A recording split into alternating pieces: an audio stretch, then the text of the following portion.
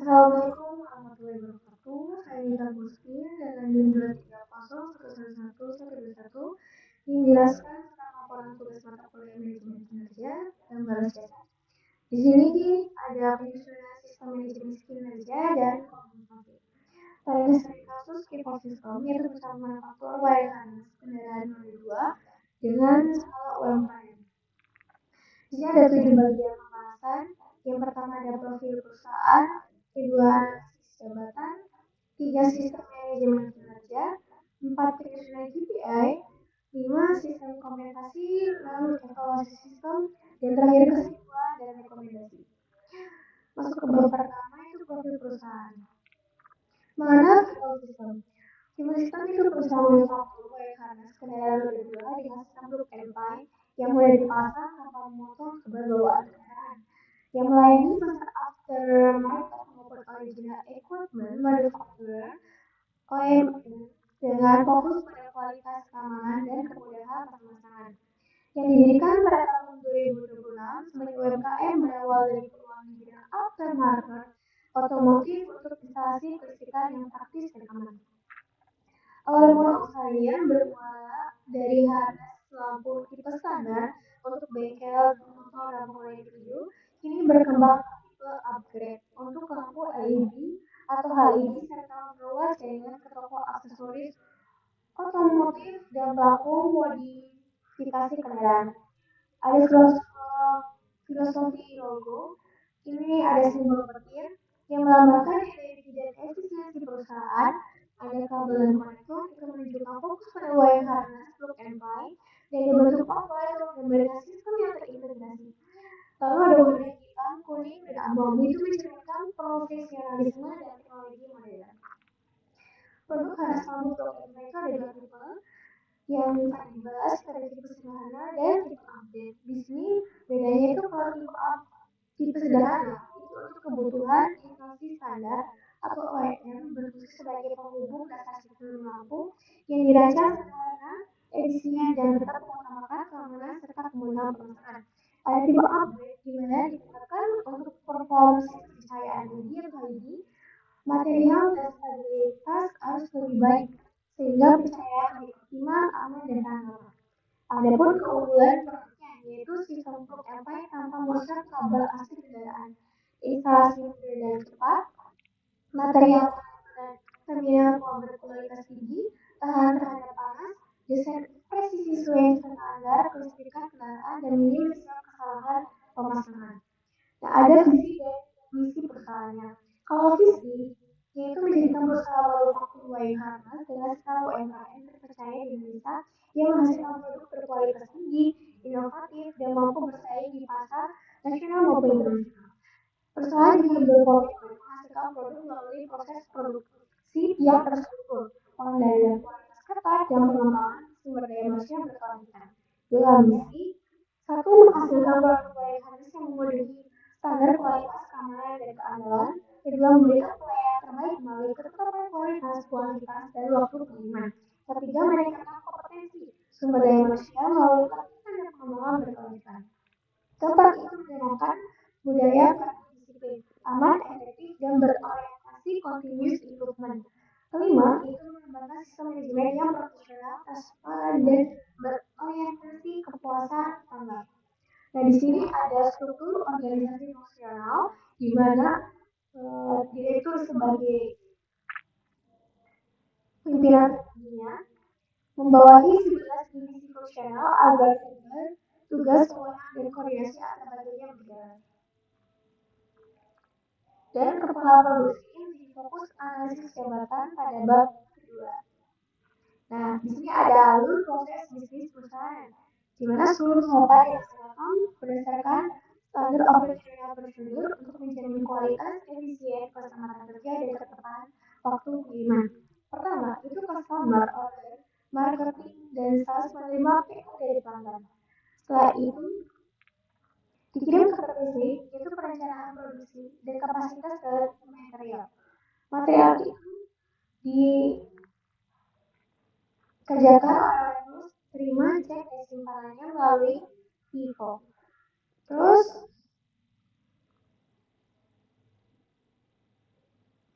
Wire harness dikirim pada bagian preparation melalui proses cutting, stripping, crimping, dan aksesoris. Kemudian diteruskan pada final assembly pada proses fusion, setting, cutting, dan cetak. Setelah final, produk kue harus dicek oleh quality control, yaitu divisional dan kontinuitasnya. Setelah dipress, hasil dari kue harus itu di-packing dan delivery, dikemas dan dikirim sesuai jadwalnya. Ada tantangan yang melatar belakangi laporan ini, yaitu perusahaan itu sudah punya struktur, standar operasional produksi, akses digital, dan payroll, namun sistem kinerja dan kompensasinya masih perlu penyempurnaan. Pertama itu adalah penilaian kinerja perusahaannya berbasis KPI, karena masih berfokus pada target produksi dan kedisiplinan, inovasi pemecah masalah, dan kontribusi perbaikan proses belum menjadi komponen penilaian yang terukur. Kedua itu sistem reward yang berbasis prestasi masih terbatas, seperti gaji berjalan, lembur, bonus, dan lain sudah diberikan. Namun penghargaan bagi karyawan berprestasi itu belum sepenuhnya didasarkan pada hasil evaluasi kinerja individu. Ketiga ada pengembangan kompetensi belum terintegrasi, di mana program pelatihan lebih banyak berdasarkan kebutuhan produksi dan kebijakan perusahaan. Hasil pelatihannya belum menjadi dasar penyusunan program pelatihan atau promosi. Dan terakhir itu belum didukung learning management system atau LMS. Belum ada sistem digital untuk mengelola partner, sertifikasi kompetensi, dan pemantauan perkembangan kemampuan karyawan. Masuk ke bab 2 yaitu analisis jabatan. Ini saya mengambil kepala produksi. Jabatan strategis yang bertanggung jawab atas seluruh kegiatan operasional produksi wire harness yang menghubungkan antara PPC, warehouse, engineering, quality control, dan operator produksi. Di sini dia job description-nya itu pertama itu menyusun rencana pelaksanaan produksi berdasarkan jadwal dari PPC. Kedua itu mengkoordinasikan aktivitas produksi dan dari preparation hingga final assembly. Ketiga itu mengawasi tenaga kerja, mesin, material, dan waktu produksi. Keempat itu memastikan proses sesuai standar operasional prosedur dan work infrastructure atau WI.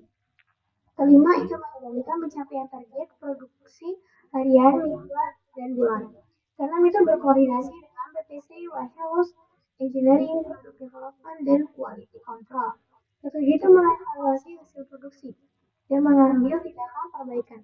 Kedelapan itu memastikan penerapan keselamatan dan kesehatan kerja atau K3. Kesembilan itu membimbing dan mengevaluasi kinerja operator produksi.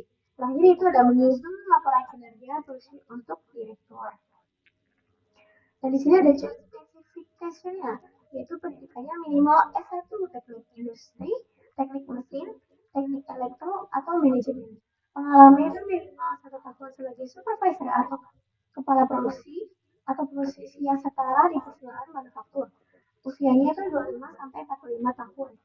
Kemampuan yang dimiliki yaitu Microsoft Office, yaitu Word, Excel, PowerPoint, dan aplikasi pengolahan data produksi. Kemampuan bahasanya menggunakan bahasa Indonesia aktif dan bahasa Indonesia Inggris yang pasif. Sertifikasi yaitu adalah BISIP, Lean Manufacturer, ISO 9001, dan QMS, dan K3. Kompetensi yang dibutuhkan juga ada kompetensi inti, yang di dalamnya ada integritas, disiplin, tanggung jawab, komunikasi efektif, kerjasama tim, orientasi hasil. Kemudian ada kompetensi manajerial, itu mengandung leadership, strategi planning, decision making, problem solving, coaching dan mentoring, manajemen konflik, change management.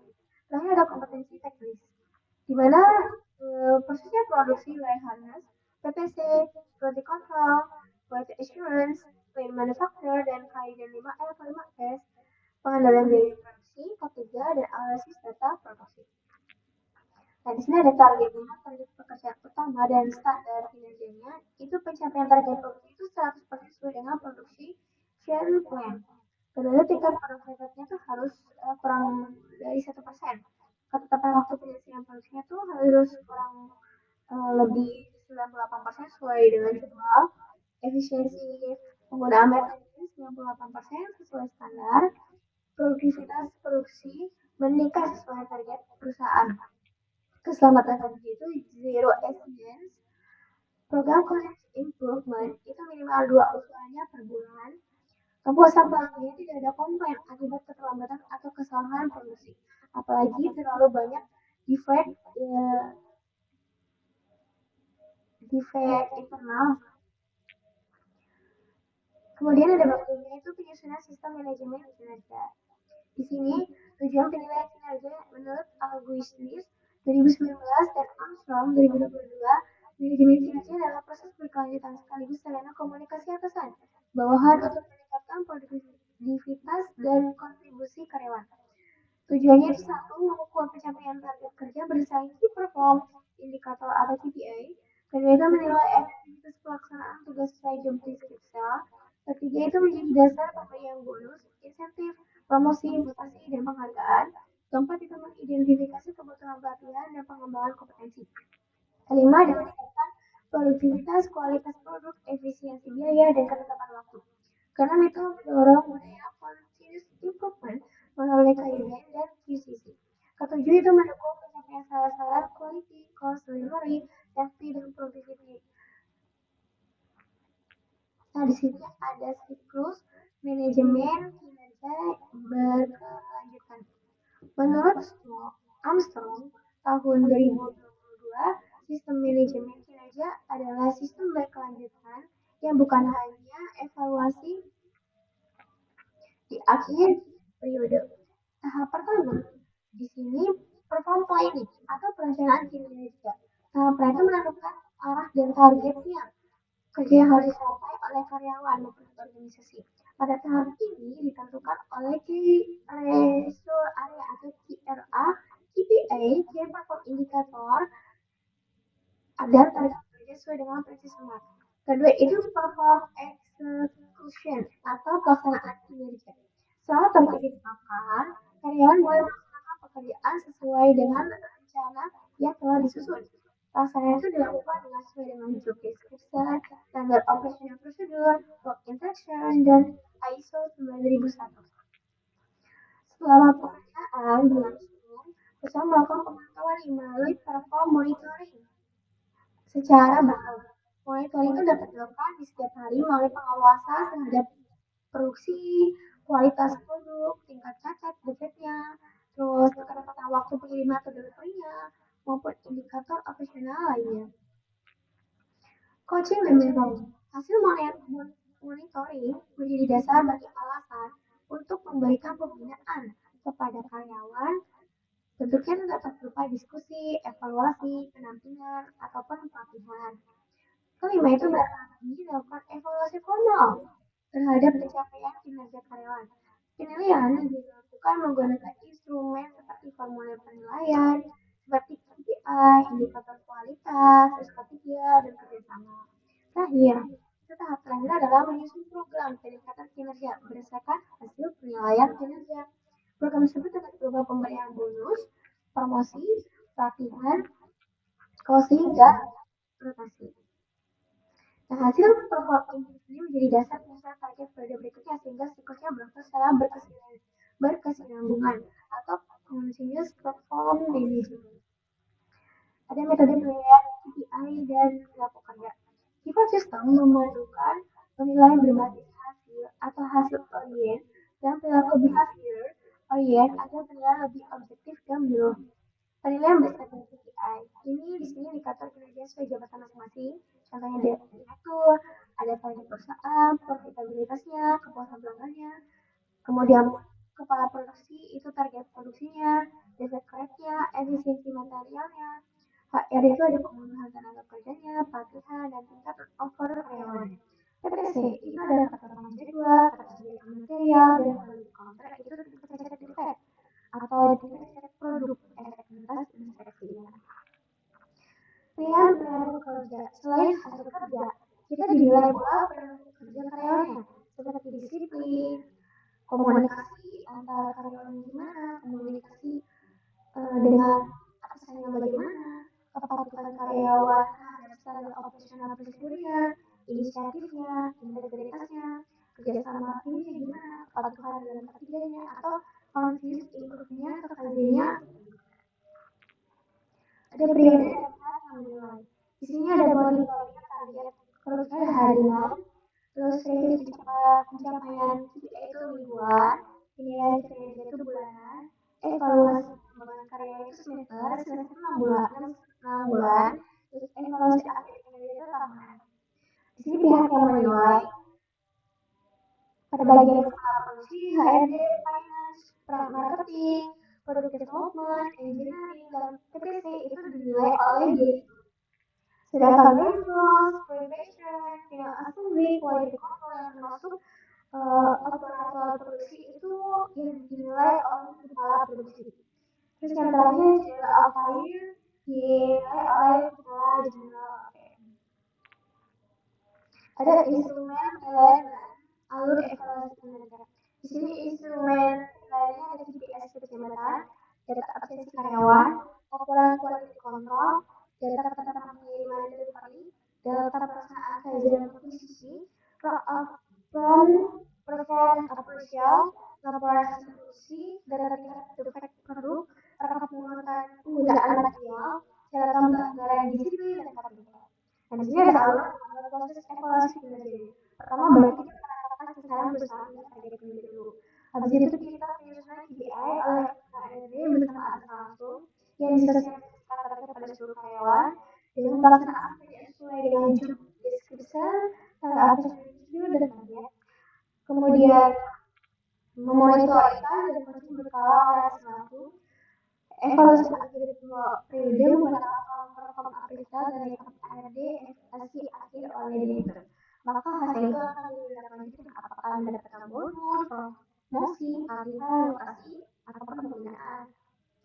Penyusunan key perform indikator KPI di sini ada berdasarkan job description-nya, PRA dan target pekerjaan menjadi smart, specific, measurable, achievable, relevant, dan valuable. Ada pencapaian target produksinya, targetnya di sini itu kurang lebih 100% dengan bobot 25%. Sumbernya dari laporan produksi, harian, dan bulanan. Ada tingkat produk cacat, defect rate, itu targetnya kurang lebih dari 1%, di mana bobotnya 20% dan sumbernya dari laporan quality control. Ketetapan hasil pengiriman, targetnya kurang lebih 98% dengan bobot 15%, sumber data dari laporan PPC dan produksi. Kemudian dari sisi penggunaan material itu targetnya 98% dengan bobot 15%, sebenarnya laporan material luar kos. Ada zero action atas keselamatan kerja. Itu harusnya lokal targetnya dengan bobot 10%. Dengan sumber data laporan tadi. Ada coaching atau pelatihan malam itu kurang lebihnya 1 kali dalam 1 bulan.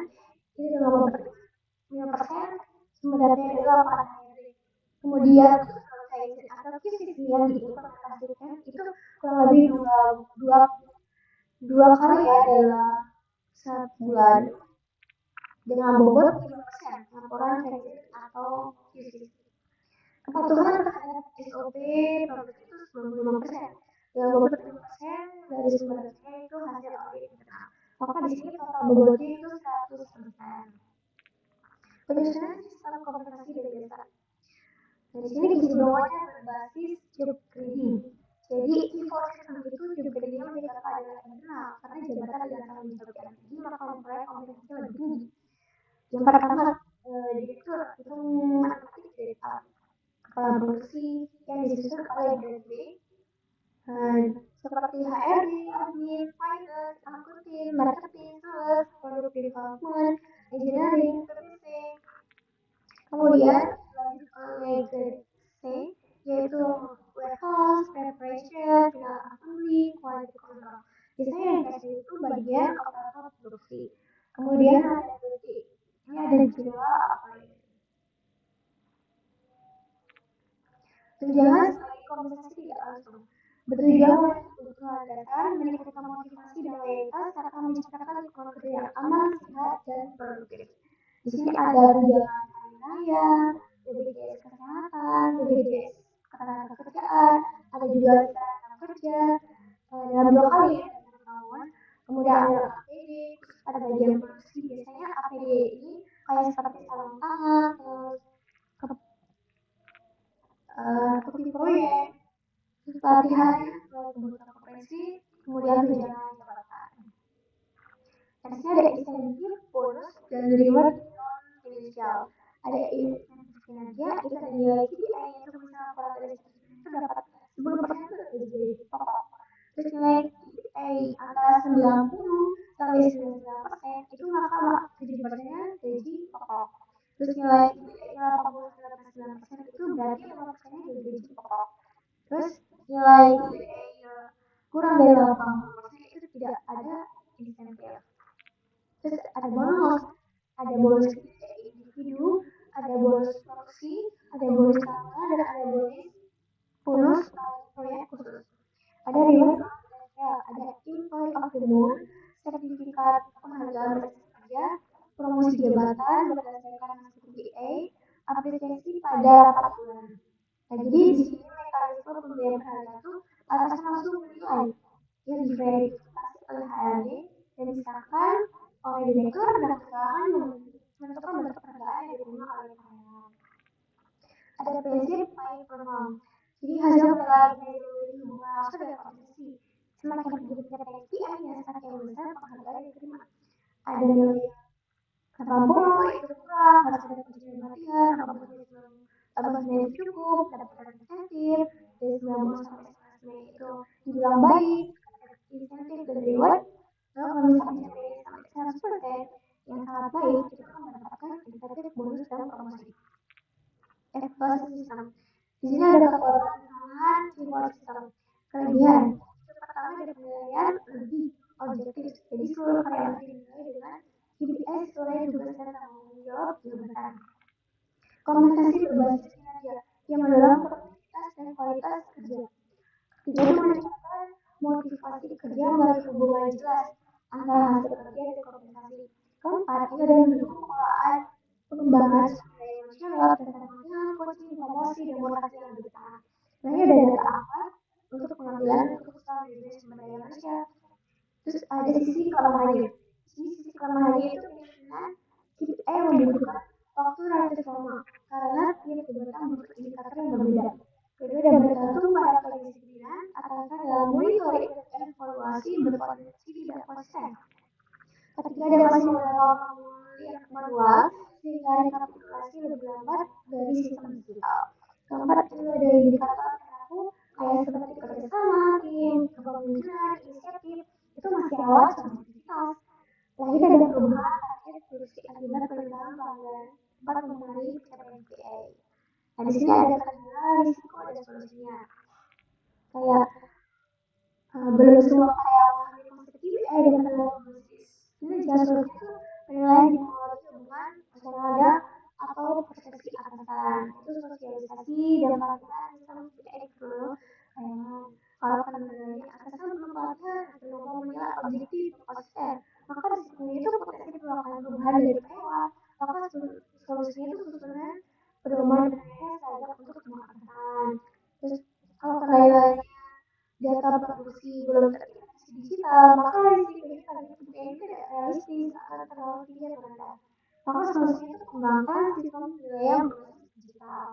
Nah, kalau kendalanya merupakan budaya kerja, belum komunitas solusi benar, ya maka risikonya itu ada kesalahan pengolahan data KPI, mempengaruhi hasil dan komunikasi. Di sini solusinya itu sediakan mekanisme penyampaian keberatan atau defense, biasanya kayak bentuk file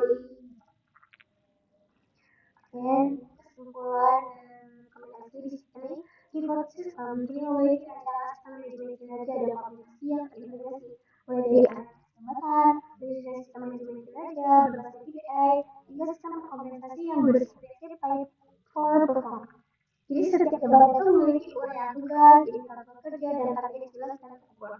Kemudian menjadi dasar evaluasi yang lebih terukur, transparan, dan objektif.